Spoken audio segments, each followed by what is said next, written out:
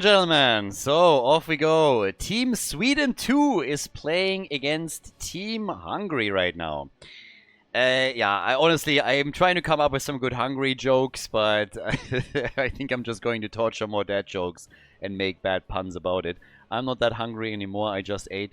But we'll see how they're going to do here. I'm actually really curious because I do not know. I haven't seen Hungary play before. Some of the players kind of ring a bit of a bell. We have some Masters and Grandmasters on their side, but them operating as a unit, we'll see. Most of the teams, that signed up for other countries, I have to an extent already seen, let's say, in Heroes Lounge. But it's going to be cool to see them play here. They're up against a very tough opponent, obviously. Sweden has always been the Korea of Europe when it comes to esports. And this is the second seed out of Sweden. And you just look over at the names and it's just a who's who of who dominated in the last couple of years in Heroes esports. We have Make, Max Passion, Berghult, Skork, Gia. So it's a fantastic team that they're running here. And a really difficult team to go up against. We are in the Nations Cup. $10,000 of prize money are on the line for this one. We have a massive event. 28 teams have signed up in total, representing 17 countries. And we're currently in the group stage. First phase of the tournament with, 7 teams. 7 groups with 4 teams each. First place always advances directly to the next phase of the tournament, and the second place still has a shot of qualifying for phase 2 through a last chance qualifier. So time will tell how this one is going to work out, but suffice it to say that Team Sweden is the favorite coming in here. And it's actually really, really cool for me personally to see so many players come back for the Nations Cup. We talked about Wubby, Breeze, Quacknix, who all played for Sweden 1, but right now here, Make, he's been more or less inactive in the competitive scene for quite some time, came back for the event here, and it's just awesome to see.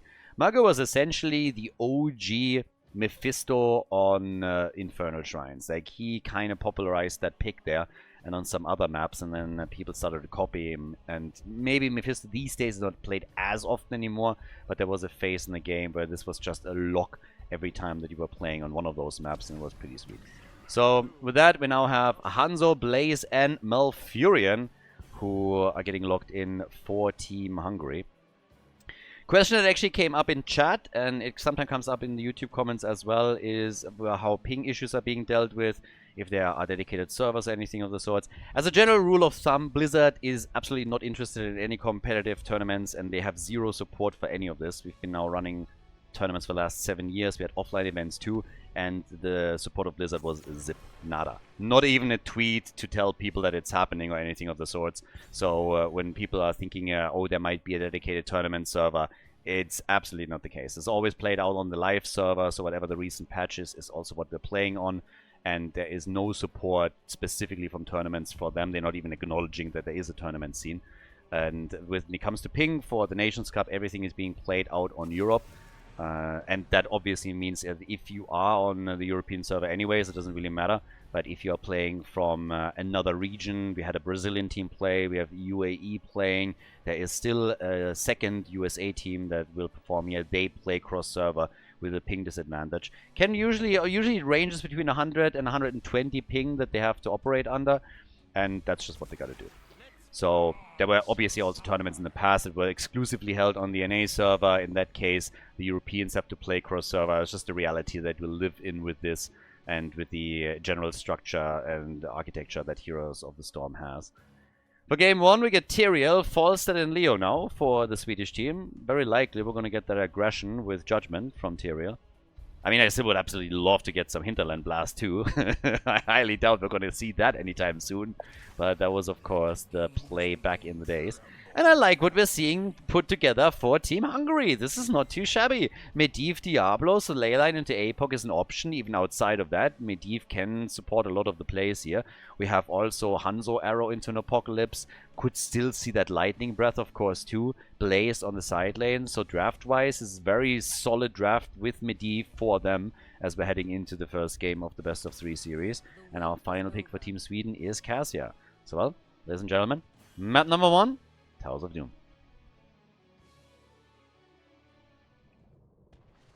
Team Sweden on the left side with Make on Falstad. We got Max Passion on Leoric, Berghult with Brightwing, Skork on Tyrael, and Gia with Cassia for the blue team. As over on the right side, Hungary for victory! Team Hungary! With Triceracop on Hanzo. We got Rikosh on Medivh, Vagman on Blaze, Ekio on Malfurion, and Mark is playing Diablo. It's a little bit weird to see Diablo called Mark. That's like calling him Bob or something of the sort. So, it's a little bit on the strange side. But hey, when you can't come up with a creative nickname, just go for Mark. Dave. Let's go for like a minion name. Let's call him Dave. Either way, cool that Team Hungary is here. We have in the same group, by the way, Team France, the second seed from France, and the second seed from USA. So we'll see how this is going to work out, which team takes first and second slot. I would say, generally speaking, the French obviously also with a very deep roster when it comes to Heroes of the Storm. I believe they also signed up 3 teams in total. So France too is definitely having a shot to making it out of the group. But I'm extremely interested to see how Hungary is going to perform here. I think this is one of the groups where we could for sure see a few upsets. Right now, just from name recognition and past experiences, just experience in competitive environments, generally speaking, Team Sweden is one of my favorites to make it out of the group as the #1 seed. But even that could backfire. But number 2, there is a lot of things that could happen here. And one of the big unknowns is for sure the red team. So I want to see how they perform. For now, they're actually doing quite well defending their mercenary camp. And they get those pumpkins for themselves. Each team now with 1. So we'll see how well they can do against Sweden, who is one of the toughest opponents in the group for sure. So, yeah, time will tell. We got lots of stacks already coming in for Team Sweden with Falster on level 1. This is obviously going to be a big one for them. And, yeah, over towards the middle, we now got Macke pushing through here. Vagman in position. It's kind of wild to me. That's an interesting name. I don't know like why exactly he picked that, but I always assumed that he is German, and well, far from it from the looks of it. So, let's go. In the middle, Macke on Falstad is also a bit of a throwback. I mean, even in the days where Falstad wasn't that popular, Macke always liked to play it. And oh my god, he survives that engage. Nice. That little juke towards the end saved him, bought him enough time for Brightwing to come in. So, no first blood for Team Hungary. But I like what we're seeing in the early game from the red team. So, we'll see how they're going to perform towards the mid and the late game. Medivh obviously is going to be a big linchpin, and we'll see if he is going to be able to empower their plays with portals and shields. He's at 14 stacks now on the baseline, so also quite important. Diablo can always aggressively engage with that. First altars are now coming up, so we got 3 on the map. Triple altar phase is activating, and Blaze at the side lane is doing his thing. No first blood yet. I like this. This is going to be an interesting group. I think this is going to be a really, really cool group from the looks of it. So I'm really excited for it. And as I said before, seeing some of the boys on the blue team come back for this tournament, that already kicks in the nostalgia feelings for me. But we have a lead in experience right now for the Swedes. So when it comes to just lane control and them grabbing the experience, as you can see here, they've heavily pulled ahead. So that gives them an edge and allows them to take nearly a level advantage. Bergholt now with the channel at the bottom of the map, and Leo is even interrupting Blaze at the top right. So they are applying pressure right now. They're using the experience that I talked about earlier to get themselves into a good position. And this can be a tricky map. I mean, there's a lot of points that you gotta cover. They have obviously the global advantage too. The altar at the top right is for now been left alone, but I don't think that the blue team has a realistic chance of snacking that one up. It's gonna be very unlikely. Maybe with a level 7 talent they might try and make a play. But here comes now Hungary and trying to make sure that they're getting at least 4 shots fired, and indeed they do. So it's a 2-for-1 trade as usual. Red team takes one of the altars, but the blue team was able to steal their bottom camp away from them. Level 7 now ready, and that gives us a secret weapon for Falstad at 46 stacks. So very soon he's going to have his first increase on damage. And yeah, for the red team, again, they're stopping the pumpkins from connecting, but the wall is lost regardless. They have 6 stacks on Medivh. Once that he's done with this quest, he can play a bit more aggressively and doesn't have to worry about himself all that much anymore. Marker showing in the middle and gets chased very quickly, but is going to make it out here.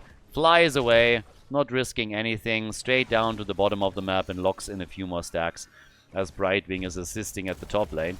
They are trying to get that camp though, but with the red team now sending more resources topside, that one is lost. So they lose the camp, but the blue team is trying to capitalize on all of this by attacking at the bottom of the map. And, well, we have Falstad now with the extra attack damage. So he's sitting at 65 stacks already, and they nearly got that bell tower down here. At 150, we're going to see the next increase in auto attack damage for the bird. Gia still rocking around with the money pick here, as we now have also 29 stacks for Medivh, so not really quite the same stacking progress that he made before, but still, he is getting close there. Another 11, and he's going to be done and is going to be safe. Lots of bird form right now from him, as Blaze is still rotating between the top and the mid lane and trying to keep up in experience. And they kind of closed the gap at least a little bit. I mean, we're now 5.5 minutes in and we haven't seen the kill yet, but it's only a half level difference between the teams right now. So Sweden is still ahead and will grab the early level 10, but the window isn't as massive anymore. But if Team Hungary wants to get the single altar at the bottom of the map, they gotta make it a quick one. Can't give the blue team too much time, or they will have heroic abilities, and then you will have to let that go, or you might lose multiple heroes, which they are going to try and avoid. But if Max Passion locks in Entomb, he's going to drop this immediately. So Altar is already taken, and now they gotta hightail it out of there. I mean, again, at this point, you gotta move out. Here comes level 10, any second. Once they have it, then Entomb will drop. There it is, and they're already disengaged. Sanctification, no judgment, so not going for the aggressive version. Trying to play this a little bit more passive. Could also, of course, then counteract a potential Apocalypse play if Diablo goes down that path. But they drop the Sanct and go straight in for the Bell Tower for some more damage there. We have the quest completed for Medivh. Quest complete. Time to feed. So far, no feeding attempts from Medivh here. But there's the tomb that we talked about.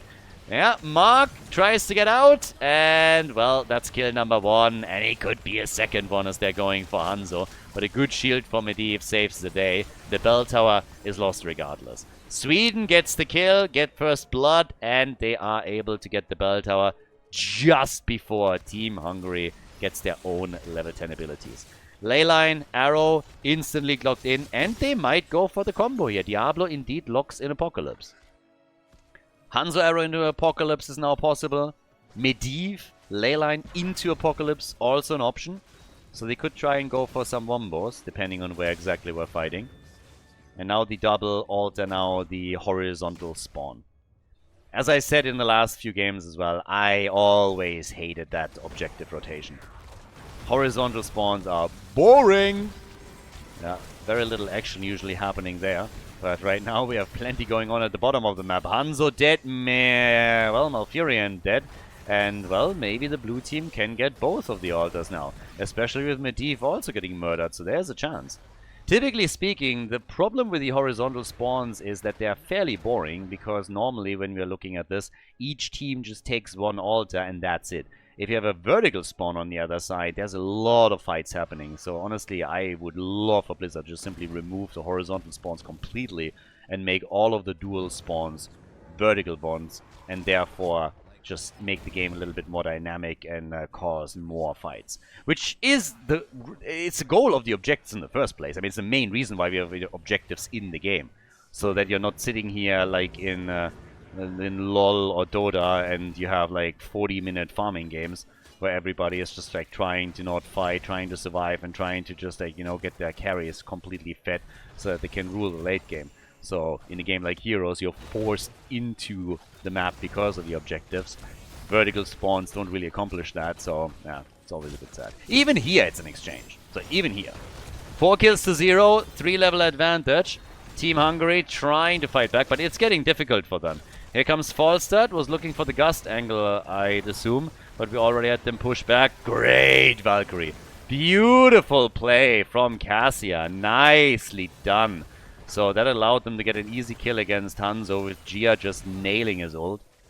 Leo also zoning out the top lane, applying more pressure to the next bell tower here. With 5 kills to 0 and the big lead that we're getting, it's a big advantage. Falstad now with even more auto attack damage, working on the pinnacle reward next, but he is already bringing the pain. On the single target damage, you will definitely see it in the next few fights. Not quite reflected yet in his hero damage, but of course if we have more big team fights, this will be ramping up very quickly. Max Passion with the Entomb at the top. A little bit more time for the minions to dish out the damage as he has to ghost out of this. Vertical Spawn now down at the bottom of the map. This one is definitely going to create a little bit more action and will likely force Team Hungary to respond, even though they're 3 levels and 1 talent behind. You can't give your opponent too much, especially if you're already down in bell towers.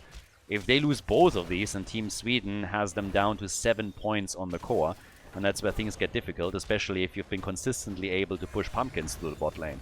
And Leo's trying to take the top now. Here's the stun, Apocalypse, and the timing is off. Mark not trusting his teammates. Diablo, what's going on there? Didn't trust them. Falstad gets the channel at the bottom of the map, and Wagman at least sneaks the middle, so they at least get one of them. It's a 1-for-1, 12 points to 30 on the core, and Diablo trying to retreat down here. With Gia nailing another ult. Dude, I mean, he is rocking these. One Valkyrie after another, beautifully connecting. They get a kill on Diablo as Leoric takes the hit at the top and claims another bell tower. So the blue team is now down to the control of the middle, and that one is low as well. We could see the barrage starting any moment. If Leoric has a bit more time in the mid lane, he is going to claim that. The red team is desperate. They're desperately trying at the bottom of the map to do what they can to take that bell tower back, and it's going to be tricky for them. It's been a 4 versus 5 the entire time, but Team Sweden is just holding on to this. They're not giving an inch. 6 kills to 0 in the game, 3 level advantage, and now Leo pressuring this even more. They could commit with Sanctification and try to take this down, as the red team is now attempting to at least take the top back. So yeah, there is lots of aggression happening, and Forster just claiming another camp that could result in them getting more shots fired through the bot lane. But first Diablo is getting attacked in the middle. They're trying to take him down. Again the Valkyrie, this time Malfurion ready for it. Stops it. Mark is safe. And the bell tower, at least at the top, gets reclaimed. But we have a triple altar phase coming up, and the red team just lost their middle. So it's getting difficult. It's getting really difficult. 6 bell towers to 2 means that if 2 are being channeled, then the game's over. And Team Sweden takes the lead in the best of 3 series here in Group G. But down at the bottom, Backhult is in position. Over here, Gia the same. And I honestly don't know how the red team is planning to get there. They are currently trying. Maka could already destroy that with a simple gust. And I think that's it. Hanzo gets stopped. Gia actually stops for a second as they're trying to get the kill here. But the first shots have already been fired, so they're down to 6 points. Hanzo is gone. Falstead moves in, starts the channel, and that's all she wrote. Game. Team Sweden, even popping the Sank, better safe than sorry. Team Sweden takes the lead in this best of 3 series as Team Hungary loses on Towers of Boom. GG. Well played. I hope all of you are enjoying the Nations Cup. We have an awesome event going on right now, and it's lots of fun. Please keep in mind though that events like the Nations Cup, like the Bounty Cup and Meta Madness are only possible through private supporters, through Patreon supporters, and through partnerships that we have on the channel, campaigns that we're doing with them. And right now we actually have a campaign going on that will last for quite a bit of time, and you can right now support the channel for free by just investing a couple of minutes. It's really just taking a moment. All you gotta do is follow the instructions in the description of the video, download Opera GX through the link that you can find in the video description, and then use the browser to watch a couple of YouTube videos, maybe watch the live stream, or just some general browsing. It's already supporting the channel immediately. Again, it's a very nice browser as well. It has an integrated VPN, which is of course super helpful. You have a lot of themes going on that are targeting gamers and lots of other features. Just experiment with it a little bit, use it in your daily for a bit, and that's all you got to do to support the stream. It's super easy, super fast, takes a minute or two, and you support not only the stream here, but also future tournaments that we're going to host. So I would really appreciate it if you could use a couple of minutes of your time to do exactly that. Thanks a lot for watching, guys, and enjoy the rest of the tournament.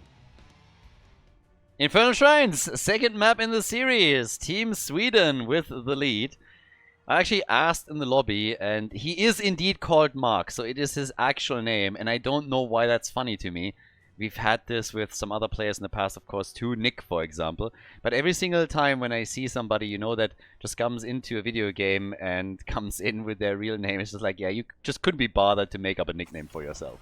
You know, others like me, we sit there for days, for weeks, and we really think about what kind of nickname do I want? I actually puzzled mine together. I knew I wanted it to start with a K. I wanted a KH in there somewhere. The vowels needed to be like dark vowels, like A, U, or O. No E's or I's included. And I modeled it after a couple of characters that I liked in certain fantasy series, and really, just pieced it together and invented it from scratch. And I went through so many different nicknames until I found one that really stuck with me and resonated, and it took forever. And it was like really cool to have that. And these days, for example, as I already said in the past, back then you could Google and you would find not a single Khaldor. Today there's like a character in some short story that is named after it. There's like tons of people that try and copy that. Blizzard went for Khaldorai. I was like, what the hell are you guys doing? I should have put a copyright on that. And then you have other people who are like, nah, I couldn't care less. I'm just gonna go for my first name. Which there's absolutely nothing wrong with, obviously. But it is just amusing to me. So it's like how people are approaching this completely differently. So it's kind of funny. But yeah. I think one of my first nicknames when I was a kid was Nightmare. That was edgy. That was cool. It was like in Quake 1.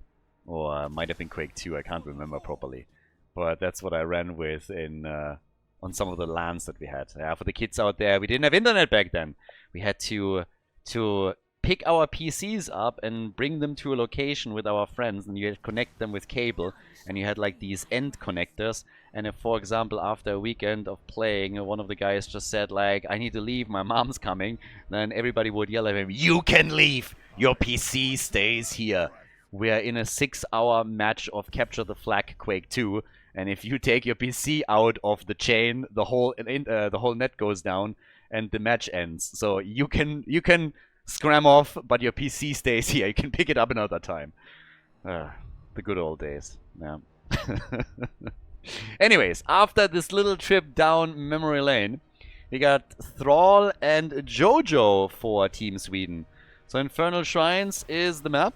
Keep in mind, every single hero can only be played once. Deathwing gets banned out, obviously one of the winners of the last patch, so he gets played quite a bit. I like the drafting from Team Hungary. I don't really think that this series is necessarily a good reflection of where they are when it comes to the pecking order in the group. I wouldn't really be surprised if they can give, for example, the second French team, the second seed from France, who's in the same group, a real run for their money. Because their drafting is solid, they got some Grandmasters on their side, a couple of Master players, so I would really say that this is going to be interesting. It's always a little bit weird also to trying to judge the strength of the team by if they have Grandmaster, Master players, because, for example, Team Sweden, they don't have a single Grandmaster player. Why? These guys would all be Grandmaster if they would put a little bit of time into it, but they don't care. So they're playing on Master level right now, and the rest is just, custom games, scrimming against other teams. So rank doesn't mean anything these days anymore for a lot of them. It always means something if you can get there, but just because somebody is like in Masters only doesn't necessarily mean that they're not playing on a much higher level when it comes to competitive play. Especially when we're talking about players, that came back for the tournament here. It's always a bit tricky. Uther main tank, Uther Rhaegar. They go Uther main tank on Infernal Shrines, and we have Kerrigan plus Maiev. I mean, that's aggressive. That is very aggressive here. So let's see how that works out for them. They deviate away from the usual draft pattern, going for a double assassin with a double support. Uther again doubling as the main tank for the team.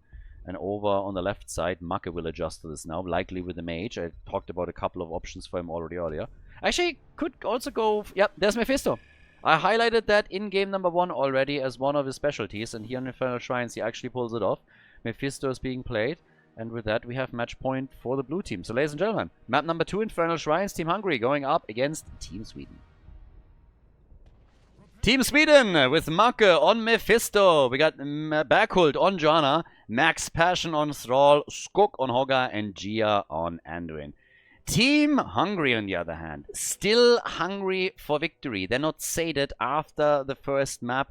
They are going to try and snack up a couple of kills against the Swedes. Get those meatballs! And force game number 3. We'll see. Time will tell. Triceracop is playing Chromie. We got Werkman on Rhaegar. We got Mark on Kerrigan, playing the main tank in game number 1. Now finds himself on the Assassin. Ricochet on Maiev, and Ekio is playing Uther, the main tank for the team right now. So, ooh, Echo of Elements. All right. So working around the Chain Lightning here. Not even going in... I mean, adapting a little bit to what the opponent is running currently. But they are not trying to give them any big opportunities as this all starts out. Kerrigan has shown on the top lane, so they at least know that there's only a limited amount of aggression they have to expect from the middle as they're going into that fight. And it is a very aggressive lineup that is being played by Team Hungary here. But they're going up against a very experienced team, and Team Sweden should be able to deal with this. But as I said before, I'm very, very curious for this group. I think this is a super interesting one. And yeah, we'll see. For now, we got already stacks coming in for Thrall, obviously. Who wants to first get the mana reduction here, and then later on you have the additional bounces, the extra charge that you're going to get in, and we will very likely see adaptations on level 16 in order to make that work. But look at that! Anduin goes down, Gia gets eliminated, and that is first blood for Team Hungary. The aggression thus far at least paying off as they're turning on Skok, trying to also eliminate Hogger. That one didn't work out yet, but still, great start for them. And now Max Passion just trying to get himself more stacks in the middle, but has of course to be careful. It's already annoying enough when you're going up against Kerrigan or Maiev. If all of a sudden both of them are on the opponent's side and they have another stun with Uther, then you know that you just might be in trouble. Rhaegar has adjusted his own build when he did a Stormcaller on level 1, so we're not going to see a totem build here for him. But they are operating with a lot of CC. And given the fact that they're using Rhaegar and Uther, it's quite likely that we're not going to get both with panic buttons. You could go Ancestral and Divine Shield, of course, but it's a little bit less likely to see that. So Bloodlust is all of a sudden an option, or Divine Storm. So it always depends on how confident they are in forcing these fights and playing them out. Jojo at the bottom of the map, getting attacked here quickly, but holding her own as Thrall is getting more stacks topside. So he's now sitting at 26 and still fights it out with Kerrigan. Yeah. John actually left her own devices for a little bit at the bottom of the map and immediately goes in and takes these mini waves down. The wave clear on her end obviously always solid. Marker went into unyielding power with Mephisto on level 1 and then followed that up with a Hateful Mending. So full skull missiles for him. Bakul trying to get some mana before the shrine fight breaks out, but gets interrupted by Maiev. And we have a battle at the bottom of the map incoming. So it is all about the first shrine at the bottom of the map. Camps have been claimed by both teams at the top side, so on the macro level we'll see those collide. As down here, space created for Skok in particular. But careful here. Johanna, she gets murdered a bit by Chromie. No kill, but still, she is low. They have Hogger, and he does what he does best. Just pogging around, spin, spin, spin, spin, spin, until he gets massively dizzy. So yeah, they're trying to make their move for the Frozen Punisher as the first one. Thrall is saying hello now too, and is coming through for the team. But there's a kill opportunity against Maiev. Low on mana too, has to be careful. Wagman might be in trouble. The double support. Ah, the heal. Market trying to go for the kill. And Rhaegar just gets the heal in the last moment. The red team falling back for now, and we're going to get a Punisher for Team Sweden. But nobody has died on their end. It's level 7 versus level 7 now. Rhaegar is still a bit low and has to be careful. And we actually get Rolling Thunder on level 7 now. So even the adjustment here is now being made by Sweden. So they are following that first pick up on level 1 with Rolling Thunder immediately. So we haven't really seen that heavy of a focus of Thrall into that particular build. Adjustment maybe also to what we're seeing from the red team, of course. Typically it's the Maelstrom weapon that rules on the competitive level. But even when we've seen Echo of Elements, it was most of the time just Ancestral Wrath on level 7, but here's now the adjustment. So the fight focusing on Gia, and Anduin is dead again. That's the second time that Anduin has now fallen. So they clearly identified the weak link. Ah, Make! Yeah, he's gonna die too. Chromie instantly coming in and saying like, hey, wait a second, you are mine now. Comes in with a temporal loop, and that is the end of Mephisto. So one evil already defeated, as we have Max Passion up at the top. And kudos to Team Hungary. Yeah, they get another kill. They go for Hogger, and that's 4 kills in total all of a sudden. Team Hungary, with that aggressive play that they're making, are starting to get an advantage here. Not only in experience, but also in just map control alone. Stacks, of course, coming together for Kerrigan too. We haven't really talked about it, but Ravage with the mythic reward here. So she's working on that and is soon gonna have the first 100 stacks, which is going to give her additional damage. So Kerrigan is also doing her part to try and help the team out with additional damage as this continues. When we're talking about Thrall, he's now at 58 stacks, so he's closing in on the 100. He has already the first 2 quest rewards and is working on the mythical one too. Shouldn't really be a big problem for Max Passion, by the way. And as I said before, with Thunderstorm kicking in on level 16, it's to be expected that he takes that as well, considering the build thus far. With level 10, the blue team, super cautious now. Don't want to go up in any fights against an opponent that runs a heroic ability over them. But Team Sweden is certainly now in management mode. And they're trying to manage the situation as best as they can. And it seems that Max Passion went out a little bit too deep and is gone as well. So, there's level 10 for them. But 5 kills to 0. Great start for Team Hungary. Can they actually... I mean, the question is how much they can capitalize on this right now. The aggression is obviously there. It puts them a little bit more on the squishy side. They have I mean, technically they have a triple front line with Kerrigan, Maiev, and Uther. But this could, again, backfire. They went full on sustain mode, though. We talked a bit earlier about the potential heroic abilities for them, and now we get Ancestral Wrath and Divine Shield. Now, Divine Shield alone is going to be pretty sick for either Maiev or Kerrigan, for the 2 of them. And then you have also the Ancestral afterwards, especially after level 20. The heal that you're going to get through that is going to be a bit massive. But how is this going to affect the next few fights here? Kerrigan has her first quest reward, so she sits at 128 stacks now. So also looking strong here. Lots of late game scaling happening for both of the teams. But Team Sweden has yet to get a kill. Haven't gotten a single one. So what can they actually do here?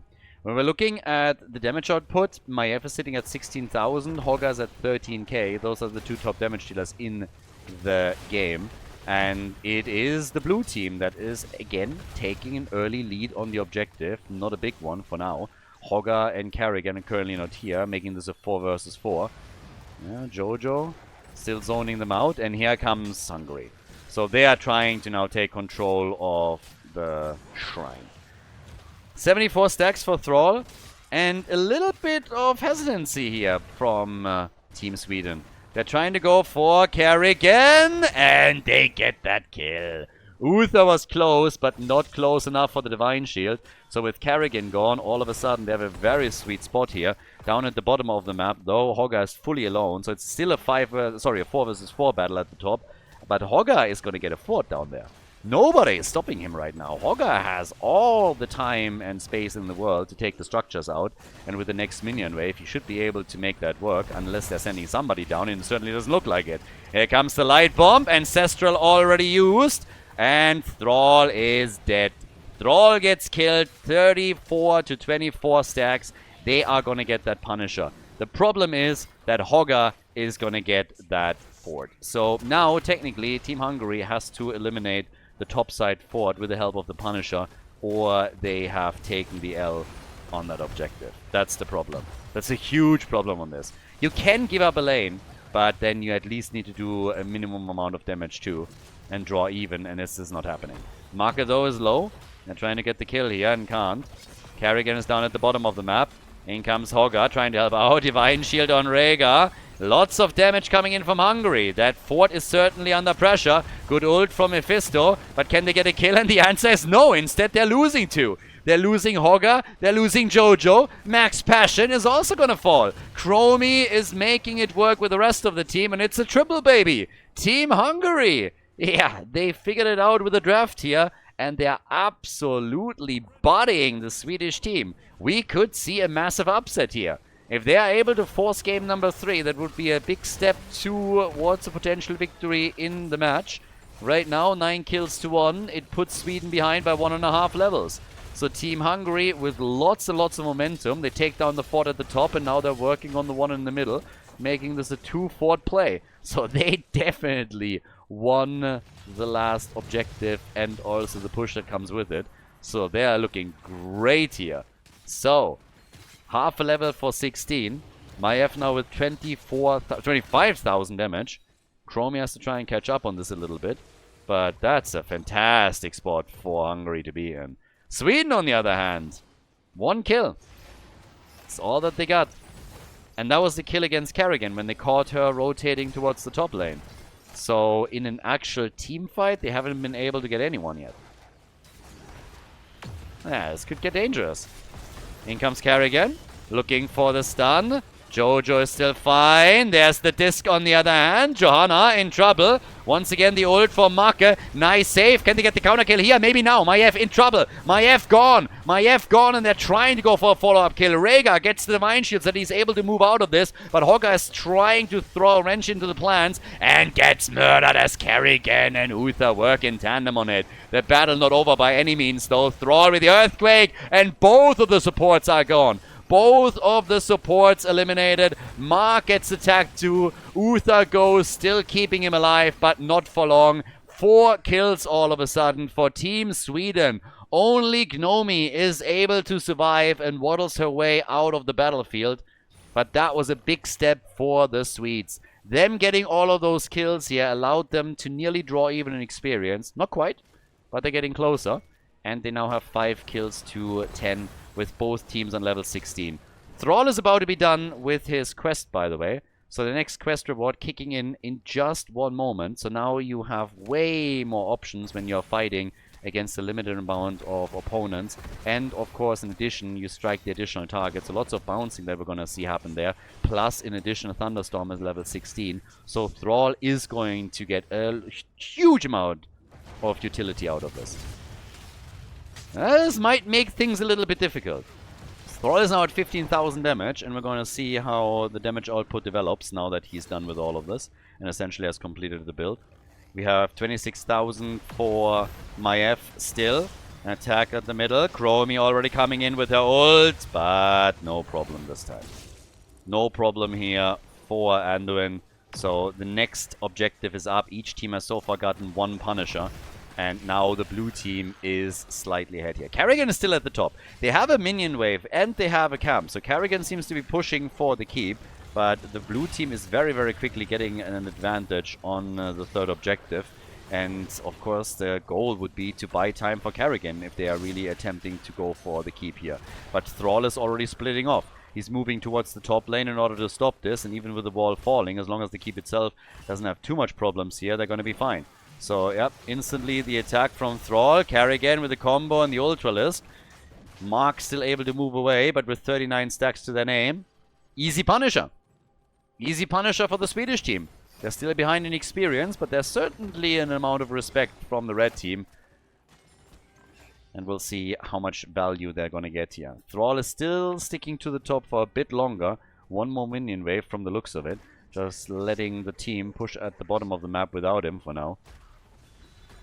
They could go for a 2-pronged attack here, but it seems that Max Passion is still deciding whether or not to move down to the bot lane. It's going to be a fairly safe path for him. But while the Punisher takes to the bottom of the map, with Jojo throwing out the occasional blind, they are aiming for the fort in the middle. And Thrall is saying hello there too. So now the bounce between the structures are actually happening. And this is going to help him with the output very, very quickly.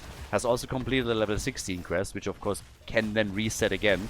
But at least for now he has the advantages that come with it. So yeah, they're going to try and get the work done. And they actually have done lots of damage already on the mid lane fort. Punisher at the bottom of the map is still opening the wall up, and there's even catapulters now moving in. But the red team has decided that they want to go for that fight. So now here comes Earthquake once again. Red team may be in trouble. Ancestral already out. So is the Divine Shield. They're starting to lack sustain here. And especially Triceracop has a problem on his hand. Is able to turn it on Thrall though. And Thrall gets killed. Picked up 15,000 damage, by the way, in that last fight. But still, Thrall is gone. And that is half a level until we are seeing Team Hungary with level 20 and their Storm Talons. But now, with those mythic rewards kicking in, Thrall is becoming a much, much bigger threat.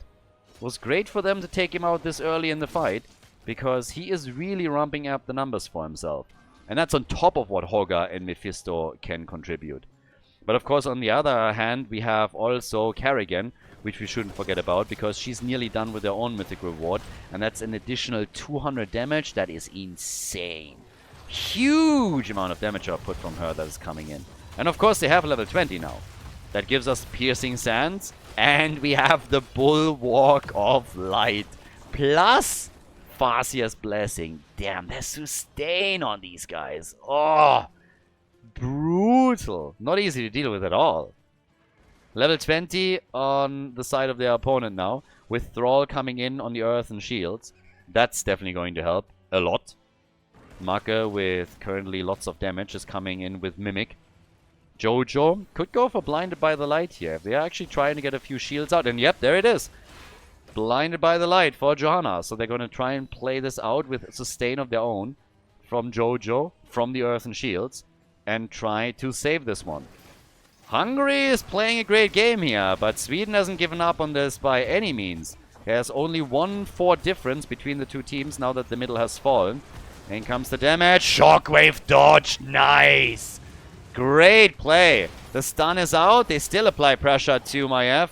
Turn attempt. But yep, lots of ults already used here on both sides. Bulwark of Light, of course, as well. Hogger gets saved. Chromie with her ult. Hogger still alive. There's a light bomb. Oh my god, it's the Wombo, baby. They're coming in with a double kill. Quest completed again for Thrall. And now all the value as they go for their triple kill. Sweden with a big play here. Kerrigan still alive and so is Gnomi. Mark trying to waste their time. Chrysalis only delaying it. And this is a quad kill for the team. Huge ult from Mephisto. And then the follow-up. 9 kills to 11 now. Team Sweden just flipped the script on them and is going for the keep at the bottom of the map. They might even be going for the core here. They have the potential to now lock that in. Chromie is the only survivor.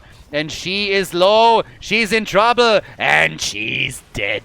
5-man team wipe. As we have Team Sweden go for the core and for victory. Hungary with a great performance. So as I said before, this group is going to get spicy. I really want to see what they can do in Group G here. But Team Sweden is able to start the big comeback, take the 2-0 victory, and therefore locks in the W in this match. Sweden takes it against Hungary.